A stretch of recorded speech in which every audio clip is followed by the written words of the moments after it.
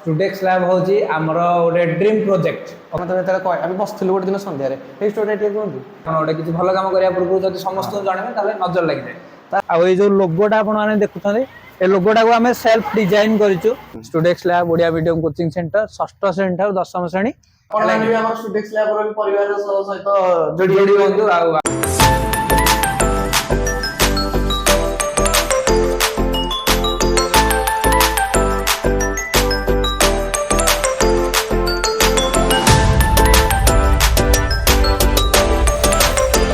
Hello everyone welcome back to our YouTube channel मु जीवन ज्योति ମୁଁ Jyotiprakash Pattnaik the master blog स्वागत करूँ आपको आमर आउ एक मजादार interesting daily blog session daily blog section daily blog तो ହେଇକି ଆଉ ନାହିଁ ବହୁତ ଦିନ ପରେ ଆମେ ମଧ୍ୟ ଆଜି ଏକାଠି ହେଇଛୁ निहाती ତା ପଛରେ ଗୋଟେ ବହୁତ ବଡ଼ କାହାଣୀ ତ ସବୁତିକ ଜିନିଷ ଆପଣଙ୍କ ସାଙ୍ଗରେ ଆଜି ଆଲୋଚନା କରାହବ।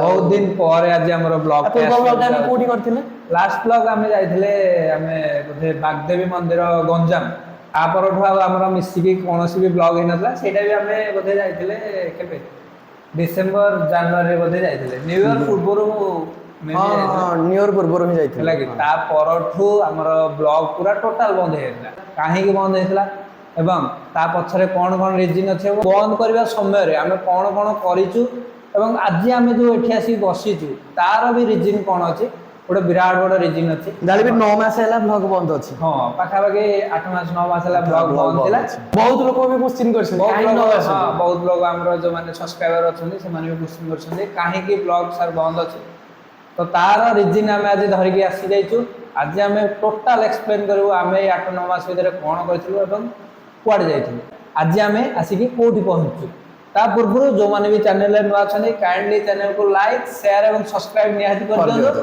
एवं लेट्स कंटिन्यू आपण मैंने देखि पारथुए हम पछड़ गोटे बैनरटे लगी लेखा अछि वेलकम टू स्टूडेक्स लैब आ उभय पार्श्वर आपण देखि पारथुए गणेशଙ୍କର मूर्ति अछि एवं मां बागदेवी बा सरस्वतीଙ୍କର मूर्ति अछि तो स्टूडेक्स लैब कोन ए स्टूडेक्स लैब एटा किपरि स्टार्ट हला काहे स्टार्ट हला नहीं स्टूडेंट्स लैब कौन हेटा तो कहि दवा ना स्टूडेक्स लैब होची हमरो गोटे ड्रीम प्रोजेक्ट आमे लास्ट 6 मास 8 मास भीतर एटा को भाबिथिलु आ जेहेतु आमे दि जण partner okay partner in the sense blogging partner fast तो से मोबाइल पाठ पढला देन तापर आमे मिसिले एटा तो कहि जे एटा तो आमे आगरो हम ब्लॉग देखन जानि छन जानि छथि तो से मोर स्टूडेंट मु तार टीचर तापर दि जण आगो मिसिलु भाई हेलु तापर बुली के ब्लॉग कला भीतर आम भीतर अंडरस्टैंडिंग पूरा परफेक्ट मैच कला तापर आम डिसाइड कलु कि भाई यही जो ब्लॉगिंग पार्टनरशिप टाको आम गोटे बिजनेस पार्टनरशिप रे कन्वर्ट करवा तापर आम माइंड रे चलता कि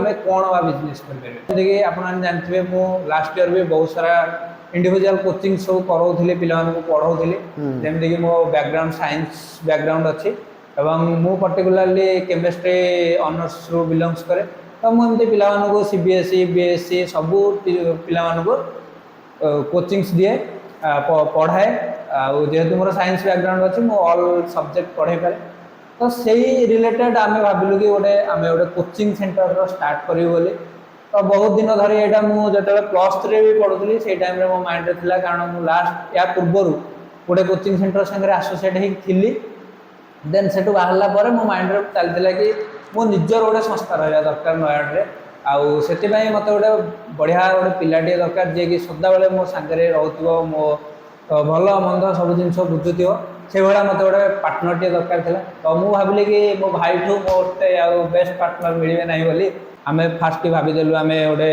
कोचिंग सेंटर ओपन करवा मैंने सार फास्ट भाविले मत गोटे दिन कहले कि गोटे कोचिंग सेंटर खोलिया मुझे कहले कोचिंग सेंटर हठात कौन सार हिंदी गोटे कौन भाविले कोचिंग सेंटर खोलिया कहले हाँ हूँ तुम यदि भाविच करिया गोटे कथा सेमती आम भाविदेलु कि गोटे कोचिंग सेंटर ओपन हम तापर आम पाखे फास्ट कॉम्प्लिकेशन कौन था फास्ट आमर थिला एटा जे माने सार मत आम बसथिलु गोटे दिन सन्ध्यारे ए स्टोरी टे कहंतु आम एमती प्राय सदाबले नयागढ़ एमती बुलाबुली करूँ सदन ब्लॉग ब्लॉग नथाय सन्ध्या ब्लॉग नथाय आम इवनिंग टाइम रे संडे वीकेंड रे एमती आम बसिकी तार मोर एमती पुलिस पड़िया हला हमर सब पार्क फार्क अछि तो सेठी आम बुलाबुली हुए ଖିଆପିଆ हुए मजामस्ती हुए तो हठात मुझे दिने कहदेली गोटे भावी गोटे कोचिंग सेंटर नयागढ़ स्टार्ट करा तो सी टे जेहेतु मोटर टे जूनियर अच्छी से भाविला कि सर कौन गोटे हठात कि गोटे माइंड आसला ଗୋଟେ କୋଚିଂ ସେଣ୍ଟର ଷ୍ଟାର୍ଟ କରିଦେବା। ମୁଁ କହିଲି ହଁ ଠିକ୍ ଅଛି, କାରଣ ମୁଁ ଏମିତି ବୁଲି ବୁଲିକି ପିଲାମାନଙ୍କୁ ତ କୋଚିଂ ଦେଉଛି, ତ କାହିଁକି ଆମେ ଗୋଟେ ନିଜେ ଗୋଟେ ନିଜର ସେଣ୍ଟରଟେ କରିବାନି, ଯାହାକି ଆମର ବି ନା ନେମ୍ ଫେମ୍ ଇନକ୍ରିଜ୍ ହେବ, ଆଉ ଆମକୁ ବି ନୟାଗଡ଼ ମାର୍କେଟରେ କିଛି ଲୋକ ଜାଣିବେ ଆମେ ଯେଉଁ ଜିନିଷଟା ପାଇଁ ପର୍ଟିକୁଲାରଲି କାପାବୁଲ୍ ଅଛେ, ଆମେ ସେଇଟା ବୁଲି ବୁଲି ଅନ୍ୟ ପାଇଁ କାହିଁ କରିବା, ଆମେ ନିଜ ପାଇଁ କାହିଁ ନ କରିବା। ତ ସେଇଟା କହିବା ଦ୍ୱାରା ଭାଇ ମୋର ଇନଫ୍ଲୁଏନ୍ସ ହେଇଥିଲା କି ଡାକି ହଁ ସାର୍ ଠିକ୍ ଅଛି କରିବା। ତାପରେ ଆମ ଭିତରେ ଡିସ୍କସନ୍ ହେଲା ଯେ ସାର୍ କେମିତି ଫାଉଣ୍ଡେସନ୍ ପଡ଼ିବ, କ'ଣ କେମିତି ଜିନିଷଟା ଷ୍ଟାର୍ଟ ହେବ, କ'ଣ ହେବ, ଜାଣିଥିବେ ତ ସବୁ ଗୋଟେ ବିଜନେସ୍ ଷ୍ଟାର୍ଟଅପ୍ ଷ୍ଟାର୍ଟ କଲା ପୂର୍ବରୁ ବହୁତ ସାରା କମ୍ପ୍ଲିକେସନ୍ସ ଆସେ।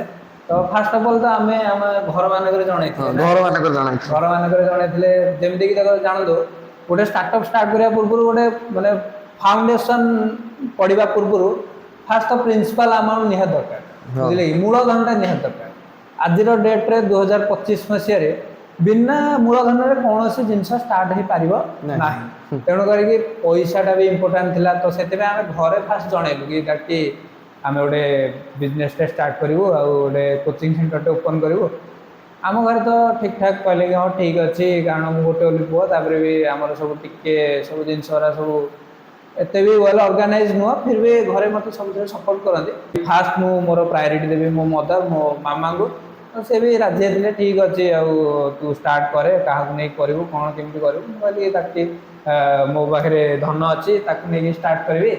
ଆଉ ଜ୍ୟୋତି ପ୍ରକାଶ ରେଷ୍ଟ ତାପରେ ସିଏ ତାଙ୍କ ଘରେ କହିଥିଲା, ତାପରେ ସିଏ ଟିକେ ଏକ୍ସପ୍ଲେନ୍ କରିବ ତାଙ୍କ ଘରର ଏକ୍ସପିରିଏନ୍ସ କ'ଣ ଥିଲା, କ'ଣ କହିଲେ ତମ ଘରେ। ଘରେ ମୁଁ ଯେତେବେଳେ କହିଲି, ଘରେ କହିଲେ କେମିତି କ'ଣ କରିବୁ, ଏକେଲା କରିବୁ ନା ମିଶିକି କ'ଣ କିଏ କ'ଣ କରିବ। ମୁଁ କହିଲି ନାଇଁ ଜୀବନ ସାରା ମୋର ମିଶିକି କରିବୁ। ତାପରେ ଘରେ ଟିକେ ଗେଙ୍ଗା ହେଲେ, ଘରେ ତୁ ଏତେ କମ୍ ବୟସରୁ ଗୋଟେ ବିଜନେସ୍ କରିବୁ, କ'ଣ ହେବ କି ନାହିଁ, ତତେ ବେଶୀ ବର୍ଷ ନୁହଁ ମାତ୍ର 20 ବର୍ଷ, ଆଉ ଟିକେ ଏପଟ ସେପଟ ହେଲା। ତାପରେ ପରବର୍ତ୍ତୀ ସମୟରେ ସମସ୍ତେ ରାଜି ହେଇଗଲେ, କହିଲେ ହଉ ଠିକ୍ ଅଛି। ତାପରେ କୋଚିଂ ସେଣ୍ଟର ମାନେ ଭାବିଥିଲୁ ଏଇ ବର୍ଷ ହେବ କି 2025ରେ କରିବନି ବୋଲି। ନିହାତି ଆମେ ଭାବିଥିଲୁ 2026ରେ ଦେଖିବା ଏ ବର୍ଷଟା ଷ୍ଟଡି କରିବା ମାର୍କେଟଟା କ'ଣ ଚାଲିଛି, ତାପରେ 2026ରେ କରିବା ବୋଲି। କିନ୍ତୁ ଭଗବାନଙ୍କ ଦୟାରୁ ଭଗବାନ ଚାହୁଁଥିଲେ ଏଇ ବର୍ଷ ହିଁ ହଉ। ମାନେ ଗୋଟେ ଜିନିଷ ନୁହଁ କି, ଆମେ ପୋଖରୀକି ନ ଡେଇଁକି ଜାଣିବାନି ଯେ ପୋଖରୀର ଗଭୀରତା କେତେ ଅଛି ବୋଲି। ମୁଁ କହିଲି ସାର୍ ଦେଖିବା, ଆପଣ ତ କହୁଛନ୍ତି, ମୁଁ ତ ଆପଣଙ୍କ ପଛରେ ଅଛି, ଚାଲ ଦେଖିବା କେତେ ବାଟ ଯାଉଛି। ଆଉ ତ ଏଇ ବର୍ଷ ଯେମିତି ଯାହା କରିକି ଆମର ପଇସା ପତ୍ରର ସୁବିଧା ବି ମଧ୍ୟ ହେଇଗଲା, ଭଗବାନଙ୍କ ଦୟାରୁ, ଜଗନ୍ନାଥଙ୍କ ଦୟାରୁ ହେଇଗଲା। ପଇସା ପତ୍ର ସୁବିଧା ହେଲା। ତାପରେ ଗୋଟେ ଘର ବି ଆମେ ଦେଖିଲୁ, ଆଉ ଟିକେ ସମୟରେ ଦେଖେଇବୁ ଆପଣଙ୍କୁ ଘର କ୍ୟାମ୍ପସଟା ଦେଖେଇବୁ, ସବୁ ଜିନିଷ ସୁବିଧା ହେଲା। ମାନେ ଏମିତି କହିବେ କି କ୍ୟାମ୍ପସ ବି ଆମକୁ ମିଳୁନଥିଲା ପ୍ରଥମ କଥା, ଆମେ ଭାବୁଥିଲୁ ଆମର ଓଲ୍ଡ ଟାଉନ୍ ପଟେ କରିବା ପାଇଁ, ଆମେ ସବୁ ଲୋକେସନରେ ଟ୍ରାଏ କଲୁ କି କୋଉଠି ଆମକୁ ଗୋଟେ ବେଟର କ୍ୟାମ୍ପସ ମିଳିବ, କୋଉଠି ପ୍ରାୟ ଗଭର୍ଣ୍ଣମେଣ୍ଟ ପିଲା ଥିବେ, ଯୋଉଠି ଆମେ ତାଙ୍କୁ ବେଟର ମାନେ ଟିଚିଂ ଦେଇପାରୁଥିବୁ। ଆମ ଆୟ କଣ୍ଟାକ୍ଟରେ ବି ଥିଲା କି ଆମେ ଏମିତି ଗୋଟେ ଲୋକେସନଟେ ଚୁଜ୍ କରିବୁ ଯେମିତି ଦେଖନ୍ତୁ ଓଡ଼ିଆ ମିଡ଼ିୟମ କୋଚିଂ ସେଣ୍ଟର, ତେଣୁ ଓଡ଼ିଆ ମିଡ଼ିୟମ ସ୍କୁଲ ସରାଉଣ୍ଡିଂରେ ରହିଲେ ଆମକୁ ଟିକେ ଆଉ ଟିକେ ବେଟର ରହିବ। ତେଣୁ କରିକି ଯେମିତିକି ଆମ ନୟାଗଡ଼ ଟାଉନ୍, ଯେଉଁମାନେ ନୟାଗଡ଼ରୁ ଦେଖୁଛନ୍ତି ସେମାନେ ଜାଣିଥିବେ, ନୟାଗଡ଼ ଟାଉନରେ ଆମର 2ଟା ଓଡ଼ିଆ ମିଡ଼ିୟମ ସ୍କୁଲ ଅଛି, ବ୍ରଜେନ୍ଦ୍ର ହାଇସ୍କୁଲ, ଗାର୍ଲସ ହାଇସ୍କୁଲ। ତ ତାରି ଲୋକେସନ ସରାଉଣ୍ଡିଂରେ ଆମକୁ କ୍ୟାମ୍ପସ ଦରକାର ଥିଲା। ତ ବହୁତ ଖୋଜାଖୋଜି କରିବା ପରେ ଆମକୁ ଠିକ୍ ମାନେ ମଝିରେ ଆମେ ବର୍ତ୍ତମାନ ଏମିତିଆ ଗୋଟେ ଲୋକେସନରେ ଦେଖିଲେ ବି ଜାଣିଯିବେ, ଆପଣ ଜାଣିପାରିବେ। ଆମେ ଗାର୍ଲସ ହାଇସ୍କୁଲ, ବ୍ରଜେନ୍ଦ୍ର ହାଇସ୍କୁଲର ପୁରା ମିଡ୍ ପଏଣ୍ଟରେ ଆମେ ରାମସାହୁ ଗଳି ପାଖରେ, ରାମସାହୁ ଗଳି ମଝିରେ କିନା ଆମେ ଗୋଟେ କ୍ୟାମ୍ପସ ପାଇଛୁ, ଆରମ୍ଭରୁ ଗୋଟେ ବଢ଼ିଆ କ୍ୟାମ୍ପସ ପାଇଛୁ। ତ ସେ ତ କ୍ୟାମ୍ପସ ମିଳିଗଲା, ତାପରେ ଆମ ମାଇଣ୍ଡରେ ଆଇଡ଼ିଆ ବି ଆସିଗଲା ଯେ କେମିତି କ'ଣ କରିବାର ଅଛି। କାରଣ ମୁଁ ଯେମିତିକି ପୂର୍ବରୁ କହିଲି କି ମୁଁ ଗୋଟେ କୋଚିଂ ସେଣ୍ଟର ସାଙ୍ଗରେ ଆସୋସିଏଟ୍ ହେଇକି ଥିଲି, ତ ମୋତେ ରିଗାର୍ଡିଂ ସବୁ ପ୍ରକାର ଆଇଡ଼ିଆସ୍ ଥିଲା କି କେମିତି କୋଚିଂ ଷ୍ଟାର୍ଟ କରିବା, କ'ଣ ଫାଉଣ୍ଡେସନ ଦରକାର। ଭିତରେ ତ କିନ୍ତୁ ଭାଇ ଜମାର ହେଲେ ଏଇ ସବୁ ଜିନିଷ କିଛି ନଥିଲା, କାରଣ ମୋ ବ୍ୟାକଗ୍ରାଉଣ୍ଡ ପୁରା ଅଲଗା। ମୁଁ ଲ କରୁଛି, ହେଲା କି, ମୁଁ ଏଇ ଜ୍ଞାନ, ଏଇ ଟିଚିଂ ଉପରେ ଜ୍ଞାନ ମୋର ନଥିଲା। ସାର୍ କହିଲେ ନାଇଁ ହବନି କ'ଣ, ସବୁ ହବ। ତ ମୁଁ କହିଲି ଭାଇ ମୁଁ ପଢ଼େଇବି କେମିତି କ'ଣ, ଆଉ ମୁଁ ତ ଏମିତି ତ ମୋର କେବେ ଅଭ୍ୟାସ ନେଇ ପିଲାଙ୍କୁ ପଢ଼େଇବାର, ଆଉ ହବ ତ ଏଇଟା ଗୋଟେ କ'ଣ କି ଜିନିଷ, ହବନି କ'ଣ, ସବୁ ଆମେ ସବୁ ଜିନିଷ ଟ୍ରାଏ କରିବା। ଯଦି ସେଇ ପର୍ଯ୍ୟନ୍ତ ନ ପହଞ୍ଚିକି ଆମେ ଡିସାଇଡ୍ କରିଦେବା କି ନାଇଁ ହେଇପାରିଲାନି, ତ ଲାଇଫରେ କୋଉଠି ନା କୋଉଠି ଯାଇକି ଗୋଟେ ଫ୍ୟୁଚରରେ ଏମିତି ଗୋଟେ ପଏଣ୍ଟ ଆସିବ ଯୋଉଠିକି ତମେ ଭାବିବ କି ଆଉ ଟିକେ ଟ୍ରାଏ କରିଥିଲେ ହେଇଯାଇଥାନ୍ତା। ତ ସେଥିପାଇଁ ମୁଁ ଆକୁ ପୁରା ଲାଷ୍ଟ ପର୍ଯ୍ୟନ୍ତ କନଭିନ୍ସ କରେଇଲି, ଭାଇ କିଛି ନାହିଁ, ଆରାମସେ ଆମେ କରିପାରିବା, କାରଣ ମ୍ୟାନେଜମେଣ୍ଟ ଆମକୁ ବଢ଼ିଆ ସେ ଜଣା ଅଛି। ଆଉ ଯଦି ଆମେ 4 ବର୍ଷ 5 ବର୍ଷ ଏଇ ଫିଲ୍ଡରେ, ଏଜୁକେସନ ଫିଲ୍ଡରେ ରହିଲା ପରେ ତ ଆମେ ଯଦି ନିଜର ଗୋଟେ ସଂସ୍ଥା ବନେଇ ନ ପାରିବା, ତାହେଲେ ଆମେ କ'ଣ ବା କରୁଛେ। ତେଣୁ କରିକି ସେ ସବୁ ଠିକ୍ ହେଇଗଲା, ସବୁ ଜିନିଷ ସେଟ୍ ସାଟ୍ ହେଲା। କିନ୍ତୁ ତାପରେ ଗୋଟେ କମ୍ପ୍ଲିକେସନ୍ ଆସିଲା କି କୋଚିଂର ଗୋଟେ ନାଁଟେ କ'ଣ ଦେବା ନା ହେଲା କି ବହୁତ ସାରା ନାଁ ରେକମେଣ୍ଡେସନ୍ ଆସିଲା, ଯେମିତିକି ମୋ ନାଁ ଜୀବନ, ତା ନାଁ ଜ୍ୟୋତି, ଭାବିଲି କି ଜୀବନ ଜ୍ୟୋତି ରଖିଦେବା। ନାହିଁ, ଏଇଟା ଗୋଟେ ୟୁଜର ସ୍ପେସିଫାଇଡ୍ ହେଇଯାଉଛି, ଭଲ ଲାଗୁନି। ତ ଆମକୁ ଏମିତିଆ ଗୋଟେ ନାଁରେ ପହଞ୍ଚିବାର ଥିଲା କି ଯୋଉଟାକି ଗୋଟେ ମାନେ ଗୋଟେ ୟୁନିକନେସ୍ ଥିବ, ଗୋଟେ ଗୋଟେ ପାଟିକି କହିଲା ବେଳକୁ ଭଲ ଲାଗୁଥିବ, ଶୁଣିବାକୁ ଭଲ ଲାଗୁଥିବ, ପିଲାମାନେ ଆଟ୍ରାକ୍ଟେଡ୍ ହଉଥିବେ କିଛି ଗୋଟେ ନା ମାନେ କାହାର ନାଁ ବି ଯେମିତିକି ଆମର ନୟାଗଡ଼ରେ ମୁଁ ଜଷ୍ଟ ଏକ୍ଜାମ୍ପଲ ଦେଉଛି, ବହୁତ ସାରା କୋଚିଂ ସେଣ୍ଟର ଅଛି, ଆମ୍ବିସନ୍, ଜେନୁଇନ୍, ଗୁଡ଼ାଏ କୋଚିଂ ସେଣ୍ଟର ଅଛି ଯୋଉଟା କି ୟୁନିକନେସ୍ ଚକରରେ ତାଙ୍କର ଗୋଟେ ସିଙ୍ଗଲ ଓରିଏଣ୍ଟେଡ୍ ନାଁ ରଖିଛନ୍ତି। ତ ଆମକୁ ବି ସେମିତି ଗୋଟେ ସିଙ୍ଗଲ ଓରିଏଣ୍ଟେଡ୍ ନାଁ ରଖିବାକୁ ଦରକାର ଥିଲା। ତାପରେ ଦିନେ ହଠାତ୍ କ'ଣ ହେଲା ନା, ମୁଁ ମୋ ମାମୁଙ୍କ ପାଖକୁ ଯାଇଥିଲି। ତ ମୋତେ ମାମୁଁ ସଜେସନ୍ କଲେ କି ତୁ ତ ପିଲାଙ୍କୁ ପଢ଼ାପଢ଼ି କରୁଛୁ, ତୁ ଗୋଟେ କାମ କର, ଅନଲାଇନ୍ରେ ଗୋଟେ ପ୍ଲାଟଫର୍ମଟେ ୟୁଟ୍ୟୁବରେ ଷ୍ଟାର୍ଟ କର, ଆଉ ସେଇଟାକୁ ତାର ଗୋଟେ ନାଁଟେ ଦେଇକି ତୁ ସେଥିରେ ଅନଲାଇନ୍ରେ ବି ପିଲାଙ୍କୁ ପଢ଼ା, ଅଫଲାଇନ୍ରେ ତ ବଢ଼ିଆ ପଢ଼ାଉଛୁ, ଅନଲାଇନ୍ରେ ବି ପଢ଼ିବା ଷ୍ଟାର୍ଟ କର। ତାପରେ ସେଠି ମୋ ମାମୁଁଙ୍କୁ ପଚାରିଲି କି ମାମୁଁ ଅନଲାଇନ୍ରେ ମୁଁ ଗୋଟେ ପ୍ଲାଟଫର୍ମଟେ ତିଆରି କରିବି, ବଟ୍ ତାର ନାଁଟା କ'ଣ ଦେବି? ତ ମାମୁଁ ମୋତେ AI ଜେନେରେଟରରେ ବହୁତ ସାରା ନାଁ ସଜେଷ୍ଟ କରିଥିଲେ। ତାପରେ ଏଇ ନାଁଟା ମୋତେ ବାହାରିକି ଆସିଥିଲା, ଷ୍ଟୁଡେକ୍ସ ଲ୍ୟାବ୍। ଷ୍ଟୁଡେକ୍ସ ଆଉ ଲ୍ୟାବ୍ଟାକୁ ମୁଁ ତା ସାଙ୍ଗରେ ଆସୋସିଏଟ୍ କରିଥିଲି, କାରଣ ମୁଁ ପର୍ଟିକୁଲାରଲି କେମିଷ୍ଟ୍ରି ବ୍ୟାକଗ୍ରାଉଣ୍ଡରୁ ବିଲଙ୍ଗ କରୁଛି। ତେଣୁ 2-4 ବର୍ଷ ଏଇ କେମିଷ୍ଟ୍ରି ଭିତରେ ଆସୋସିଏଟ୍ ହେବା ପରେ ଲ୍ୟାବ୍ଟା ଇନ୍ ଜେନେରାଲ୍ ଆମ ମାଇଣ୍ଡରେ ଥାଏ କେମିଷ୍ଟ୍ରି ପିଲାଙ୍କର। ତ ମୁଁ ଭାବିଲି କି ଷ୍ଟୁଡେକ୍ସ ଲ୍ୟାବ୍ ବୋଲି ଏମିତି ଗୋଟେ ବଢ଼ିଆ ରହିବ। ତ ସେଇଭଳିଆ ଭାବରେ ଗୋଟେ ପ୍ଲାଟଫର୍ମଟେ ମୁଁ ୟୁଟ୍ୟୁବରେ ଷ୍ଟାର୍ଟ କଲି, ଆଉ ଅନଲାଇନ୍ରେ ବି କିଛି ଦିନ କ୍ଲାସ୍ ବି କରିଛି। ଆପଣମାନେ ଯେଉଁମାନେ ମୋର ସବସ୍କ୍ରାଇବର୍ସ ଜାଣିଥିବେ।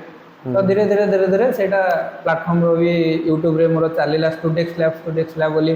ଏମିତି ଆମର ଅନଲାଇନ୍ରେ ୟୁଟ୍ୟୁବରେ ମୁଁ ଗୋଟେ ଭିଡ଼ିଓସ୍ ଅପଲୋଡ଼ କଲି। ଯେତେବେଳେ ଆମେ କୋଚିଂ ପାଇଁ ଷ୍ଟାର୍ଟ କଲୁ, ତାପରେ ମୁଁ ଜ୍ୟୋତିପ୍ରକାଶକୁ କହିଲି କି ଭାଇ ନାଁଟା ପାଇଁ ଯେଉଁ ଏତେ ହଡଲ୍ସ ଚାଲିଛି, ତ କେମିତି ହେବ ଆମେ ଷ୍ଟୁଡେକ୍ସ ଲ୍ୟାବ୍ ରଖିଦେବା। ଏଇଟା ୟୁଟ୍ୟୁବରେ ବି ମୋର ଗୋଟେ ଚ୍ୟାନେଲଟେ ଅଛି, ଆଉ ଏଇଥିରେ ବି ଆମେ ଆରାମରେ ତାକୁ ନାଁଟା ବି ଜେନେରେଟ୍ କରିଦେବା, କଲେ ବି ଆମକୁ ବଢ଼ିଆ ହେବ। କାରଣ ୟୁଟ୍ୟୁବରେ ବି ଯେତିକି ଲୋକ ଆମକୁ ଦେଖୁଛନ୍ତି, ଜାଣୁଛନ୍ତି, ତ ସେମାନେ ବି ଆସିକି ଆରାମରେ ଆମ ସାଙ୍ଗରେ ଆସୋସିଏଟ୍ ହେଇପାରିବେ। ତ ଭାଇ ମୋର ସେଥିରେ ବି ରାଜି ହେଇଥିଲା ଷ୍ଟୁଡେକ୍ସ ଲ୍ୟାବ୍ ରଖିବା ପାଇଁ।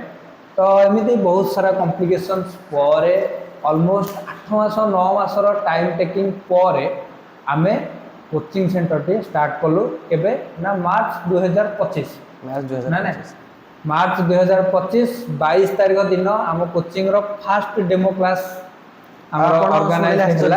ମାନେ ସେଇ ପ୍ରଥମ ଦିନର ବି ଫଟୋ ଅଛି ଆମ ପାଖରେ, ସେଇଦିନ ଆମକୁ 8ଟା ପିଲା ଆସିଥିଲେ। ମୁଁ ଫଟୋଟା ବି ତା ସାଙ୍ଗରେ ଆମର ପପଅପ୍ରେ ମୁଁ ଆଟାଚ୍ କରିବି, ସେଥିରେ ଆପଣ ଦେଖିକି ଜାଣିପାରିବେ। ଫାଷ୍ଟ ଦିନର ଆମର ଡେମୋ କ୍ଲାସ୍ରେ ଆମ ପାଖକୁ 8-9ଟା ପିଲା ଆରାମସେ ଆସିଥିଲେ।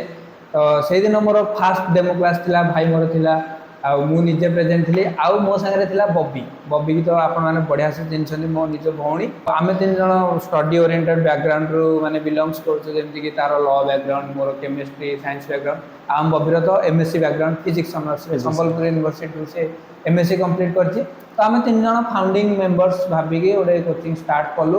ଆଉ ଭାଇର ମୋର ତ ପାର୍ଟନରସିପ୍ ହେଲା, ତ ଭଗବାନଙ୍କ ଇଏରୁ ଲେଖା ହେଇକି ଆସିକି ଭାଇ ସାଙ୍ଗରେ ମୁଁ ଦେଖା ହେବି, ତାପରେ ବ୍ଲଗିଂ ଷ୍ଟାର୍ଟ ହେବ, ତାପରେ କୋଚିଂ ଷ୍ଟାର୍ଟ ହେବ। ତ ଏଇଟା ଆମର ପାର୍ଟନରସିପ୍ଟା ଆଜିର ନୁହଁ, ଏଇଟା ବହୁତ ଦିନରୁ ଲେଖା ହେଇକି ଆସିଛି। ଏଇଟା ଆଗାମୀ 50 ବର୍ଷ ଯାଏଁ ଏମିତି ଚାଲିଥିବ। ମାନେ ନୟାଗଡ଼ରେ ଆମେ ଚାହୁଁଛୁ ଗୋଟେ ପୁରା ମାନେ ଷ୍ଟଡି ଓରିଏଣ୍ଟେଡ୍ ପୁରା ଗୋଟେ ହବ୍ କରିବା, ଗୋଟେ ଏଜୁକେସନାଲ ଭାଇ ହବ୍ ବନେଇବା ନୟାଗଡ଼ରେ। କୋଚିଂଟା ଷ୍ଟାର୍ଟ କରିଛୁ ଆମେ ଏଇ ବର୍ଷ। ଆମେ ଷ୍ଟାର୍ଟ କରିଛୁ Odia medium coaching centre from class 4th to class 10th। ଯେତେକ ଓଡ଼ିଆ ମିଡ଼ିୟମ୍ ସ୍କୁଲ ସବୁ ରହିଛି, ଯେମିତି ବ୍ରଜେନ୍ଦ୍ର ହାଇସ୍କୁଲ ହେଲା, ଗାର୍ଲସ ହାଇସ୍କୁଲ ହେଲା, ଅରବିନ୍ଦ ହେଲା, ସରସ୍ୱତୀ ସ୍କୁଲ ହେଲା, ରାମକୃଷ୍ଣ ସ୍କୁଲ ହେଲା, ସେଇ ରିଲେଟେଡ୍ ଯେତେକ ଷ୍ଟୁଡେଣ୍ଟ ଅଛନ୍ତି ଆମ ପାଖରେ ଆସିକି ପଢ଼ିପାରିବେ। ଆଉ ଆମେ ଅଲ୍ ସବଜେକ୍ଟ କଭର କରୁଛୁ, ଯେମିତି ମ୍ୟାଥମେଟିକ୍ସ, ସାଇନ୍ସ, ଆମର ହେଲା Odia, English, Sanskrit, history, geography, all subject ଆମେ ସବୁ। ଅରବିନ୍ଦ ପିଲାଙ୍କର ସବଜେକ୍ଟ ବି ଅଲଗା, ତାଙ୍କ ସବଜେକ୍ଟ ବି ଆମର ପଢ଼ା ହେଉଛି। ତ ଏଇଭଳି ଭାବରେ ଆମର କୋଚିଂଟା ଷ୍ଟାର୍ଟ ହେଲା। ତ ଯେଉଁ ସବସ୍କ୍ରାଇବର ଭାଇ ଭଉଣୀମାନଙ୍କର ଅନେକ ସାରା ପ୍ରଶ୍ନ ଥିଲା ଯେ ସାର୍ କୁଆଡ଼େ ହଜିଗଲେ ଆପଣ ୟୁଟ୍ୟୁବରୁ। ମୋତେ ବି ବହୁତ ଜଣ ସାଙ୍ଗ ପଚାରିଲେ କି କଣ ଆରେ ବ୍ଲଗ୍ କାହିଁ ଆସୁନି, ମୁଁ ତାଙ୍କୁ କହିଲି ଆରେ ଟିକେ ସମୟ ମିଳୁନି, କାରଣ ଯେ ବି ସାର୍ ବି ମଧ୍ୟ ତାଙ୍କର ମାନେ ପର୍ସନାଲ କୋଚିଂ ଚାଲିଛି, ମାନେ ଆମର CBSE କୋଚିଂ ମୋର ହେଲା କି। ତାପରେ ମୋର ବି ମଧ୍ୟ କୋର୍ଟ ମୁଁ ଯାଉଛି ପ୍ରାକ୍ଟିସ୍ କରିବାକୁ। ତାପରେ ଏମିତି ହେଇକି ତାପରେ କୋଚିଂ ହେବ 4ଟା ବେଳେ, ସକାଳେ ବି କୋଚିଂ ହେଉଛି ଆମର 2 ବେଳିଆ କୋଚିଂ, 6ଟାରୁ 8ଟା ଲେଖେ। ତାପରେ ଏମିତି ହେଇକି ଟାଇମ୍ ଆମକୁ ମିଳେନି। ଆଉ କ'ଣ କରିବା କେବେ ଷ୍ଟାର୍ଟ କରିବା, ସାର୍ ମୋତେ କହନ୍ତି, ମୁଁ ତାଙ୍କୁ ତାପରେ କହିବି ସାର୍ କେବେ କରିବା, ଏମିତି ହେଉନଥିଲା। ତ ଆଜି ଗୋଟେ ଦିନ ପରେ ବହୁତ ଦିନ ପରେ ମାଇଣ୍ଡ ମେକଅପ୍ ଏସବୁ ଆକ୍ଚୁଆଲି ପ୍ରତିଟି ଜିନିଷ ଆମର ପ୍ରିସ୍କ୍ରିପ୍ଟେଡ୍ ହେଇକି ଅଛି। ହଁ ନିହାତି କାରଣ ମୋର ଭୁବନେଶ୍ୱର ଯିବା, ଭୁବନେଶ୍ୱରରୁ ଫେରିକି ଆସିବା, ତାପରେ ତୋ ସାଙ୍ଗରେ ଦେଖା ହେବା, ତାପରେ ବ୍ଲଗିଂ ଷ୍ଟାର୍ଟ ହବା, ତାପରେ ପୁଣି ବ୍ଲଗିଂ ବନ୍ଦ ହେଇକି ତାପରେ କୋଚିଂ ଷ୍ଟାର୍ଟ ହବା, ତ ଏଇ ସବୁ ପ୍ରିସ୍କ୍ରିପ୍ଟେଡ୍ ହେଇକି ଅଛି।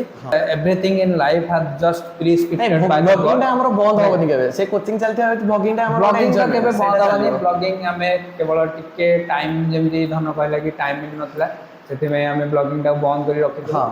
ତ ବହୁତ ଦିନ ପରେ, ତେଣୁ ଭାଇ ଭଉଣୀ ମାନଙ୍କର ଯୋଉ ବି ପ୍ରଶ୍ନ ଥିଲା ଯେ ବ୍ଲଗିଂ କାହିଁ ବନ୍ଦ ହେଇଥିଲା, ଏବେ ତାର ସେ ପାଇଯାଇଥିବେ ତାର ପ୍ରଶ୍ନର ଉତ୍ତର। ଏଇ ଷ୍ଟୁଡେକ୍ସ ଲ୍ୟାବ୍ ହେଉଛି ତାର କାରଣ। ଷ୍ଟୁଡେକ୍ସ ଲ୍ୟାବ୍ ତିଆରି ହେବାର ଇତିହାସ ବର୍ତ୍ତମାନ ଆମେ ଆପଣଙ୍କ ଆଗରେ ପୁରା ଖୋଲି ରଖିଦେଲୁ। ତ ଆଉ କିଛି ଭାଇ ଭଉଣୀ ମାନଙ୍କର ପ୍ରଶ୍ନ ଥିବ ଯେ ଷ୍ଟୁଡେକ୍ସ ଲ୍ୟାବ୍, ହ୍ୱାଟ୍ ଇଜ୍ ଷ୍ଟୁଡେକ୍ସ ଲ୍ୟାବ୍? ତ ଷ୍ଟୁଡେକ୍ସ ଲ୍ୟାବ୍ ମୁଁ ଏଇଠୁ ଜେନେରେଟ୍ କରିଛି, ଷ୍ଟୁଡେଣ୍ଟ ପ୍ଲସ୍ ଡେସ୍କ ଆସିଲା ଷ୍ଟୁଡେକ୍ସ ଲ୍ୟାବ୍। ଯେମିତିକି ଆମେ କହିପାରିବା ମଣିଷ ତିଆରି କାରଖାନା, ହେଲା ଆମର ସାଇଣ୍ଟିଫିକାଲ ୱେରେ କହିବାକୁ ଗଲେ ଗୋଟେ ଶିକ୍ଷାନୁଷ୍ଠାନ, ଗୋଟେ ଶିକ୍ଷାର ଆଉ ଗୋଟେ ମନ୍ଦିର। ଜିନିଷ ଖୁସି ଲାଗିଲା, ଆମେ ଯେହେତୁ ପୁରା ୟଙ୍ଗଷ୍ଟର୍ସ, ସାର୍ ହଉ ମୁଁ ହଉ, ତାପରେ ନୟାଗଡ଼ର ବହୁତ ଲୋକ ଆମକୁ ବିଶ୍ୱାସ କରିକି ତାଙ୍କ ପିଲା ପଠେଇଛନ୍ତି, ସେମାନଙ୍କୁ ଆମର ବହୁତ ଧନ୍ୟବାଦ। ବହୁତ ବହୁତ ଧନ୍ୟବାଦ। ସେଇ 20ଟା ପିଲା ହେଲେ ବି ପ୍ରଥମ ବର୍ଷରେ ଆମ ପାଖରେ ଏବେ 20ଟା ପିଲା ଅଛନ୍ତି, ସବୁ କ୍ଲାସରୁ ମିଶିକି। ଆଉ ଏଥିପାଇଁ ଆମ ମନରେ ଟିକେ ବି ମାନେ ଖୁସି ଲାଗୁଛି ଏଇଟା ଯେ, ଖୁସି ଲାଗୁଛି ଯେ ଯାହା ହଉ 20 ଜଣ ଗାର୍ଡିଆନ ଆମକୁ ପଠେଇଛନ୍ତି ତାଙ୍କ ପିଲାଙ୍କୁ ବିଶ୍ୱାସ କରିକି। ଆମେ 10ମ ପିଲା ବି ଆମ ପାଖରେ ଅଛନ୍ତି। ଆମେ ଗୋଟେ ମଜା କଥା ଯେ ଆମେ ସାର୍ ମୋର ଭାବୁଥିଲୁ ଯେ ଛୋଟରୁ ନବମ ଯାକେ ପିଲା ହେବେ, 10ମ ପିଲା ହେବେନି, କିନ୍ତୁ 10ମ ପିଲା ଏମିତି ଆସିଲେ ଯେ ମାନେ ଆମେ ଆଉ କଣ କହିବୁ। ଭଗବାନଙ୍କ ଦୟାରୁ ଯାହା ହଉଛି ଭଲ ହଉଛି, ଯାହା ହବ ଭଲ ମଧ୍ୟ ହବ। ତ ଇଏ ଷ୍ଟୁଡେକ୍ସ ଲ୍ୟାବର ଶୁରୁଆତ ହେଇସାରିଛି। ଆମକୁ ତ ବହୁତ ଲୋକ ଭଲ ପାଆନ୍ତି, ହେଲେ ମୋ କହିବା କଥା କି ସେମାନେ ବି ଆମକୁ ଟିକେ ଜାଣନ୍ତୁ ଯେ ଆମ କୋଚିଂ ବି ଆମକୁ ସପୋର୍ଟ କରନ୍ତୁ ଟିକେ ନିହାତି। ଏଇ ଛୋଟିଆ ଭିଡିଓ ମାଧ୍ୟମରେ ଆମର ସବସ୍କ୍ରାଇବର ମାନଙ୍କୁ ଆମେ ଭାଇ ଭଉଣୀ ମାନଙ୍କୁ ରିକ୍ୱେଷ୍ଟ ଯେ ଆମେ ଯେମିତିକି ଜଣେଇ ନଥିଲୁ କାହାକୁ, ଆମର କାରଣ କୁହାଯାଏ କି ନଜର ଲଗ ଯାତା है जो बोलते हैं ना, କି ନଜର ଲାଗିଯାଏ। ଆପଣ ଗୋଟେ କିଛି ଭଲ କାମ କରିବା ପୂର୍ବରୁ ଯଦି ସମସ୍ତଙ୍କୁ ଜଣେଇବେ ତାହେଲେ ନଜର ଲାଗିଯାଏ। ତ ଆମେ ପୁରା ଆରମ୍ଭ କରିକି ବର୍ତ୍ତମାନ ପୁରା ସିକ୍ରେଟଲି ଆମେ ସବୁ ଜିନିଷ ଅର୍ଗାନାଇଜ କରିକି ଆଜି ମାନେ ଆମକୁ ଲାଗିଲା କି ଆମେ କୋଉଠି ନା କୋଉଠି ଗୋଟେ ସକ୍ସେସର ଗୋଟେ ଷ୍ଟେପ୍, ଯେହେତୁ ଆମେ ଆପଣଙ୍କ ସହିତ ସେୟାର କରିନୁ ଜିନିଷଟା, ଯେହେତୁ ଆମ ସବସ୍କ୍ରାଇବର ଭାଇ ଭଉଣୀ ମାନଙ୍କ ସହିତ ଆମେ ସେୟାର କରିନେ ଜିନିଷଟା, ଆମେ ଆମର ଗୋଟେ ଏଇଟା ଗୋଟେ ପରିବାର, ୟୁଟ୍ୟୁବ ପରିବାର ନିହାତି ଗୋଟେ। କାରଣ ଆମେ ଯେତେ ଯୁଆଡେ ବୁଲିବାକୁ ଯାଇଛୁ ଆପଣମାନେ ବହୁତ ସାରା ଭଲ ପାଇବା ଦେଇଛନ୍ତି, ଆଉ ଜ୍ୟୋତିର ଆଉ ଜୀବନର ଯୋଡିକି ମଧ୍ୟ ଆପଣମାନେ ବହୁତ ଭଲ ପାଇବା ଦେଇଛନ୍ତି, ଆମେ ଜାଣିଛୁ। ହେଲା କି ବହୁତ ସାରା ମିଶିକି ଆମେ ଭାଇର ମୋର ଭିଡିଓଜ ବନେଇଛୁ। ତ ଆମେ ଭାବିଲୁ କି କେମିତି ଏଇଟା ଅଧୁରା ରହିଯିବ, କାହିଁକି ଆମେ ଷ୍ଟୁଡେକ୍ସ ଲ୍ୟାବର କାହାଣୀଟା ଆମ ସବସ୍କ୍ରାଇବର ମାନଙ୍କୁ କହିବେ, ପିଲା କାହିଁକି ଭାବିବେ ଯେ ସାର ଅଧାରେ କିନା ବ୍ଲଗିଂ ଟାକୁ ବନ୍ଦ କରିଦେଲେ ନା। ତ ବହୁତ ଦିନ ପରେ ଆଜି ଗୋଟେ ଲଙ୍ଗ ଭିଡିଓଟେ ଆସିଲା, ତ ବହୁତ ବଢିଆ ବି ଲାଗୁଛି। କି ଆଗକୁ ଆଗକୁ ଏମିତି ଚାଲିବ ଆମର ଭିଡିଓ ସବୁ। ଏମିତି ଲାଗେ ଆମେ ଯେତେବେଳେ ମୋବାଇଲ ଟା ମତେ ଧରେ ମତେ ଲାଗେ ମୁଁ ଏକା ନାହିଁ, ମୋର ସବୁ ଭାଇ ଭଉଣୀ ଆମ ସାଙ୍ଗରେ ଅଛନ୍ତି, ଏମିତି ଲାଗେ ହେଲା। ତ ଆମେ ଏଇ ଭିଡିଓରେ ଆପଣଙ୍କୁ ଏତିକି ଜଣେଇବାକୁ ଚାହୁଁଛୁ କି ଆପଣ ନିହାତି ଆମକୁ ସାହାଯ୍ୟ କରନ୍ତୁ।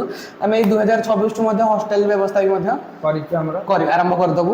ପିଲାମାନେ ଆସିକି ଆମ ପାଖରେ ରହିପାରିବେ, ଖାଇବେ, ରହିବେ, ପଢିବେ, ସବୁ ତ ଆମ ପାଖରେ କରିପାରିବେ। ସ୍କୁଲିଂ ଆମ ପାଖରେ ଅଛି, ପୁଅ ପିଲାଙ୍କ ପାଇଁ ବଜେନ୍ଦ୍ରା ସ୍କୁଲ ରହିଲା, ଝିଅ ପିଲାଙ୍କ ପାଇଁ ଗାର୍ଲସ ସ୍କୁଲ ରହିଲା, ଝିଅ ପିଲାଙ୍କ ପାଇଁ ଲେଡିଜ ୱାର୍ଡେନ ରହିଲେ, ପୁଅ ପିଲାଙ୍କ ପାଇଁ ଜେଣ୍ଟସ ୱାର୍ଡେନ ରହିଲେ, ସେମାନଙ୍କୁ ନବା ଆଣିବା କରିବେ। ପ୍ରତିଟି ଜିନିଷରେ ସୁନ୍ଦର ଭାବରେ ହବ, ସବୁ ଜିନିଷ ହବ। ଆଉ ଗୋଟେ ଜିନିଷ ହଉଛି ଦେଖନ୍ତୁ, ଯେମିତିକି ସବୁ ଜିନିଷ ପ୍ରମୋସନ କରିବା ମାର୍କେଟ ପ୍ଲେସଟା ଗୋଟେ ବର୍ତ୍ତମାନ ହେଇଗଲାଣି ସୋସିଆଲ ମିଡ଼ିଆ। ତ ଯେହେତୁ ଆମ ପାଖରେ ଆମ ନିଜର ପ୍ଲାଟଫର୍ମ ଅଛି, ତ ଆମେ ଭାବିଲୁ କି ଆମ ନିଜ ପ୍ଲାଟଫର୍ମରେ ଆମେ ଆଗ ନିଜ ଜିନିଷଟାକୁ ପ୍ରମୋଟ କରିବା। ତ ନିହାତି ଭାବୁଛି କି ଆମ ସବସ୍କ୍ରାଇବର ଭାଇ ଭଉଣୀମାନେ ଆମକୁ କଥା ଶୁଣି ବୁଝିବେ, ବହୁତ ସ୍ପ୍ରେଡ କରିବେ। ଯେଉଁମାନେ ବି ଅଛନ୍ତି ଚତୁର୍ଥରୁ ଦଶମ ଭିତରେ ଗଭର୍ଣ୍ଣମେଣ୍ଟ ମିଡିୟମ ପିଲା ଆପଣ ନିହାତି ଆମକୁ କଣ୍ଟାକ୍ଟ କରିବେ। ଏଇ ଆମ କମେଣ୍ଟ ବକ୍ସରେ ହଉ କିମ୍ବା ଆମକୁ ଡାଇରେକ୍ଟ ଡେସ୍କ୍ରିପସନରେ ଆମେ ନମ୍ବର ଦେଇଦେବୁ, ସବୁ ଲିଙ୍କ ମଧ୍ୟ ଦେଇଦେବୁ, ତ ସେଥିରେ ଆପଣ କଣ୍ଟାକ୍ଟ କରିପାରିବେ। ଏନି ରିଗାର୍ଡିଂ ହେଲ୍ପ ଯଦି ଆପଣ ଆମକୁ ଏଇ ସୋସିଆଲ ମିଡ଼ିଆ ଥ୍ରୋରେ କରିପାରିବେ ତାହେଲେ ଆମେ ନିହାତି ଆପଣଙ୍କର ଚିର ଉପକୃତ ରହିବୁ। ତ ଇଏ ତ ଥିଲା ଷ୍ଟୁଡେକ୍ସ ଲ୍ୟାବର କାହାଣୀ। ତ ଏବେ ଚାଲନ୍ତୁ ଆମେ ଷ୍ଟୁଡେକ୍ସ ଲ୍ୟାବଟାକୁ ଟିକେ ବୁଲିକି ଦେଖିବା। ଷ୍ଟୁଡେକ୍ସ ଲ୍ୟାବର କ୍ୟାମ୍ପସ୍ କୋଉଠି ଅଛି, କ'ଣ କେତେଟା କ୍ଲାସ ରୁମ୍ସ ଆମର ଆଟାଚ୍ ହେଇଛି, ଅଫିସ ରୁମ୍ଟା କେମିତି ଅଛି, ତ ସବୁ ଜିନିଷ ବୁଲିକି ଦେଖିବା। ଏବେ ଆମେ ଆସିକି କୋଚିଂ କ୍ୟାମ୍ପସର ବାହାରେ ଛିଡ଼ା ହେଇଛୁ। ଏଇଟା ଆମର କୋଚିଂ କ୍ୟାମ୍ପସର ପୁରା ଆଉଟର ଲୋକେସନଟା। ଏଇ ଲେନ୍ଟା ହେଉଛି ଆମର ରାମ ସାହୁ ଲେନ୍ ବା ଓଲ୍ଡ ହଷ୍ଟେଲ ଲେନ୍ ବୋଲି ଏଟାକୁ କୁହାଯାଉଛି। ଆମର କୋଚିଂର ଅପୋଜିଟ୍ ସେକ୍ସନରେ ଦେଖିପାରୁଥିବେ director of horticulture office Nayagarh ଅଛି। ଆଉ କୋଚିଂର ସାଇଡ଼ରେ ଆପଣ ଦେଖିପାରୁଥିବେ ସାଧନା ବିୟୁଟି ପାର୍ଲର ଅଛି।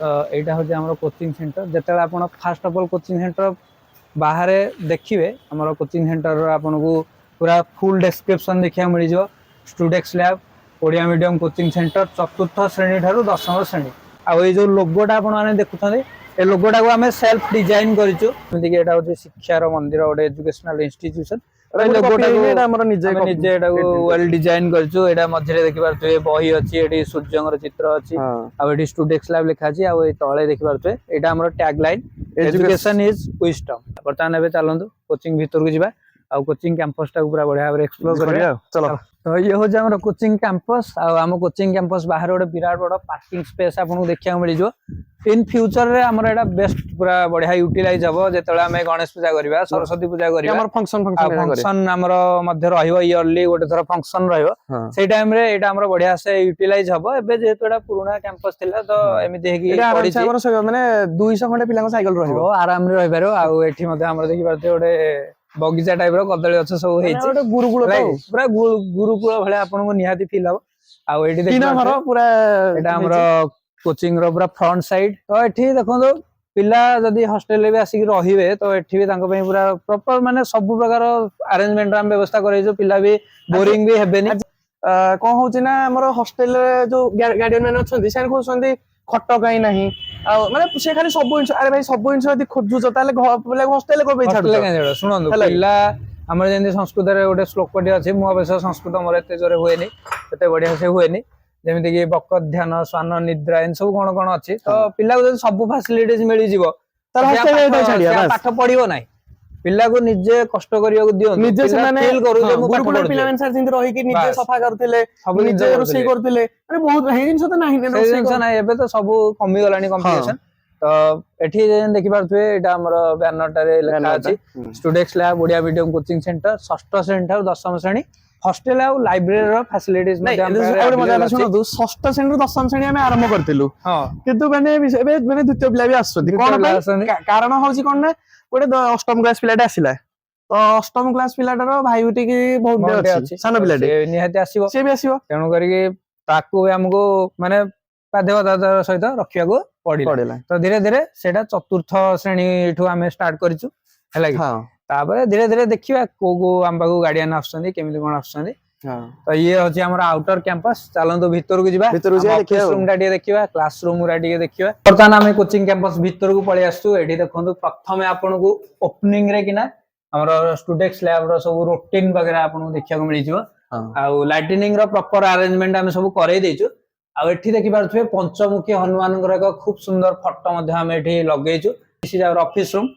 ये हमर छोटिया ऑफिस रूम टी एठी हमें महाप्रभु जगन्नाथ जगन्नाथंकर फोटो मध्ये रखिछु एटा हमर स्टडी टेबल छोटिया लाफिंग बुद्धा मध्ये हमर अछन जेहेतु हमर कैंपस टा माने हमको गोटे हड़बड़ रे मिलिथिला तो ऑफिस रूम डिजाइनिंग करिया को हमको एते भी बढ़िया अछि किछ असुविधा भी नै टिके ठंडा लागिछि आ हमर देखि पारथु एठी हम ठाकुर मध्ये रखिछु महाप्रभु जगन्नाथ अछंती बलभद्र सुभद्रा लक्ष्मी माँ मध्ये अछंती गणेश अछंती एवं हनुमान मध्ये हमें मूर्ति रखी पूजी करूछु तो ये थिला ऑफिस रूम रो व्यू तो चलंतो आगो जिबा एवं क्लासरूम रे टिके बढ़िया से विजिट करिया तो ये गोटे क्लासरूम हम पाखरे अछि देखि पारथु ये हमर 9th क्लास हमें सब व्हाइट बोर्ड रो सब फैसिलिटीज पिला को दे देछु व्हाइट बोर्ड हां मार्कर रो व्हाइट बोर्ड रो फैसिलिटीज तो पिला आराम रे हमर लेखा पढ़ा सब आराम रे करि परिबे एटा हमर बुक सेल्फ ला एठी सब हमर सब प्रकार जिंस पत्र एठी थुआ अछि आउ जेहेतु एटा लिविंग बिल्डिंग टा एटा किचन सेक्शन अटैच हेछि आउ टॉयलेट सेक्शन मध्ये एठी अटैच हेछि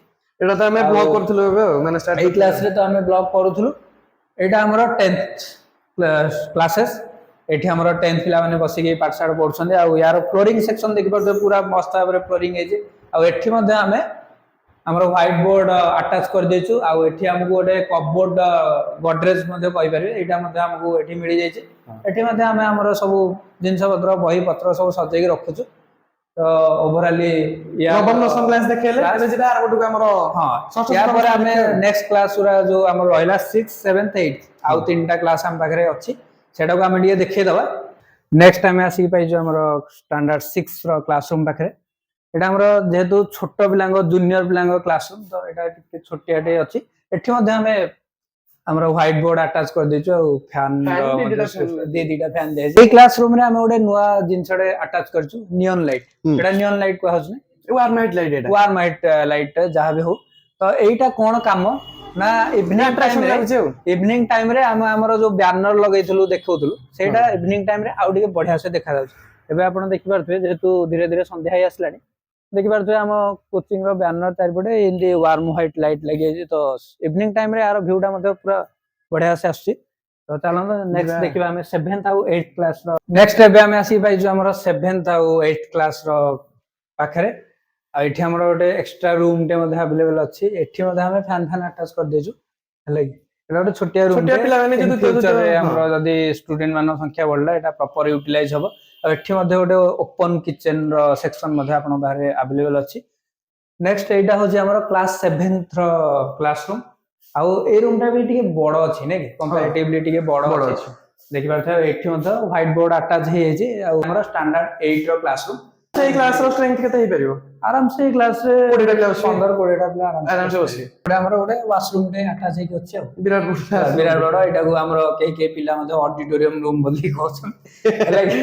ତ ଯେମିତି କି ଆମେ ଏବେ ଜଷ୍ଟ 4-5 ମାସ ହେଲା ଷ୍ଟାର୍ଟ କରିଛୁ ତ ରୁମ ଟା ଏତେ ବି ଆମେ ଠିକ ରେ ଡେକୋରେଟ କରିପାରିନୁ। ଆଉ ବହୁତ ସାରା କାମ ରହିଯାଇଛି କୋଚିଂ ର ବାସ୍ କି ଆମେ ବ୍ଲଗ ଟା ମଝିରେ ବ୍ରେକ୍ କରିଦେଇଥିଲୁ। ସେଥିପାଇଁ ଏବେ ଆମର ବ୍ଲଗ ଟାକୁ ଆମେ ଷ୍ଟାର୍ଟ କଲୁ।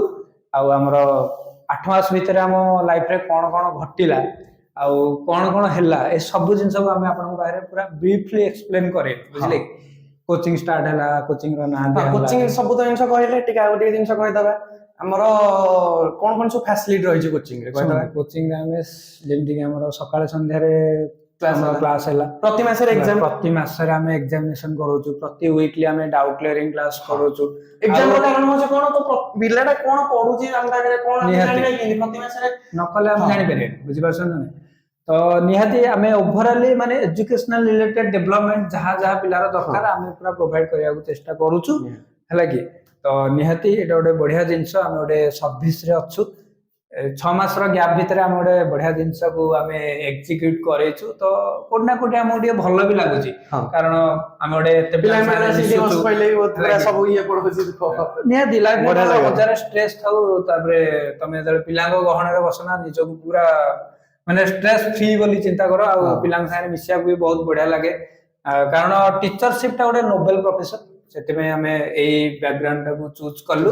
ତ ନିହାତି ଷ୍ଟୁଡେଣ୍ଟସ ଲ୍ୟାବ ତିଆରି ହେଲା। ଆମର ତ 6ରୁ 10ମ ଦିନ 4ଥରୁ 10ମ ଦିନ ଦେଖିଲେ ଆପଣ ମାନେ ଆମର ରହିଲା କଣ କ୍ଲାସ ରହିଲା ଆମର ଯେହେତୁ ଜାଣିଛନ୍ତି ଆପଣ ସମସ୍ତେ ଜୀବନ ସାରା ହଉଛନ୍ତି ଆମର କଣ ମାନେ ଇଂଲିଶ ରେ ପୁରା ବଢିଆ ଭଲ ଟିଚର ପୁରା। ସେମିତି କିଛି ନାହିଁ। ମୁଁ ଜଷ୍ଟ 2016 ଠୁ ଯେହେତୁ ଇଂଲିଶ ପଢେଇ ଆସିଛି ତ ନୟାଗଡ଼ରେ ଗୋଟେ ଅଫୁଆ ଫେଲି ଯାଇଛି କି କୁଆଡେ ଜୀବନ ସାର ଗୋଟେ ଭଲ ଇଂଲିଶ ପଢାନ୍ତି। ସେମିତି ଭାଇ କିଛି ନାହିଁ। ସବୁ ଡିପେଣ୍ଡ କରେ ଏକ୍ସପେରିଏନ୍ସେସ୍ ଉପରେ। ମୁଁ ତ ନିଜ ଷ୍ଟୁଡେଣ୍ଟ ମୁଁ ତ ନିଜ ଇଏରୁ କହୁଛି ଆଉ କଣ ହେଲା। ତ ଆମର ଦିହିପର ଟାଇମରେ ଯୋଉ ରହିଲେ +2 ପିଲା ତ ସେମାନେ କିଛି ଆସୁଛନ୍ତି 5 ଜଣ ବେଳ ହିସାବରେ ଆସୁଛନ୍ତି ପିଲା। ତ ଆପଣଙ୍କ ନଜରରେ ଯଦି କିଏ ଇଣ୍ଟରେଷ୍ଟ ଅଛି କି ଆପଣଙ୍କ ବି କିଏ ଇଣ୍ଟରେଷ୍ଟ ଅଛନ୍ତି ଯଦି ତ ନିହାତି ଆମର ଆମକୁ କଣ୍ଟାକ୍ଟ କରିପାରିବେ +2 ଇଂଲିଶ ପାଇଁ।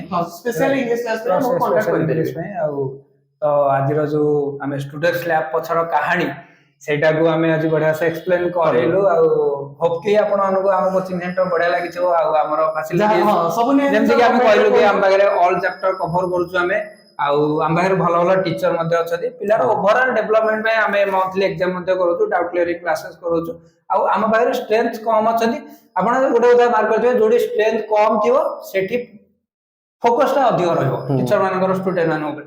ଫଳରେ ପିଲାମାନଙ୍କର ବଢିଆ ସେ ଡେଭଲପମେଣ୍ଟ ହବ। ବହୁତ ସମୟ ହେଇଗଲାଣି ଷ୍ଟୁଡେଣ୍ଟସ ଲ୍ୟାବ ର କାହାଣୀକୁ ଆମେ ଏଇଠି କ୍ଲୋଜ କରୁଛୁ।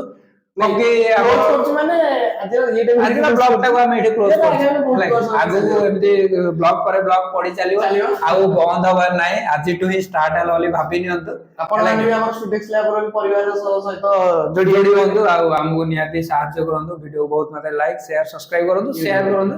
ଆଉ ଆମ ଦି ଭାଇଙ୍କୁ ଏତେ ଭଲ ପାଇବା ଦେଇଥିଲେ ଆଗକୁ ଦେବେ ଏଇ ଆଶା ରହିବ। ତ ଷ୍ଟୁଡେଣ୍ଟସ ଲ୍ୟାବ ୟୁଟ୍ୟୁବର ତ ବହୁତ ସପୋର୍ଟ କରିଛନ୍ତି। ଟାଇମ ଆସିଗଲା ଆମ କୋଚିଂ ଉପରେ ଆମ ବିଜନେସ ଭୁଲିଯିବ। ଆମର ଏଟା ଶିକ୍ଷା ଏଜୁକେଶନ ଇନଷ୍ଟିଟ୍ୟୁସନ କୁ ବହୁତ ସପୋର୍ଟ କରନ୍ତୁ। ଆମେ ଚାହିଁବୁ ଏଇ ୟୁଟ୍ୟୁବ ମାଧ୍ୟମରେ ଆମ ଭିଡିଓ ବହୁତ ବାଟକୁ ଯାଉ आ बहुत लोग माने आवार होंतु एक्चुअली नयागढ़ जो मोनोपोली चली एजुकेशन को नहीं तो सेटा टिके बंद हो माने बेटर पिला में चाहू कि पिला में बेटर एजुकेशन पान हां बुझले तेणु करके हमर एटा खोलिवार बहुत मात्रा रे वीडियो टिके शेयर करंतु आ बहुत बहुत पेमेंट दियंतु तो आगु आगु देखु थांतु आ हमर लाइफ रे कोन चलची आ गोटे नुआ मदर ब्लॉग रे से पर्यंत मु जीवन जति आ मो साइन अछि ज्योति प्रकाश पटनायक मोर चैनल नाम आथरे रिकॉल करे दोछि जीवन Odia blogs the master blogs तेणु निहाती सपोर्ट करी चल थांतु ए भलिया बरे तो देखाबा आ गोटे मजेदार ब्लॉग रे से पर्यंत रहउछि जय जगन्नाथ नमस्ते भलरे थांतु समस्ते चलो गुड बाय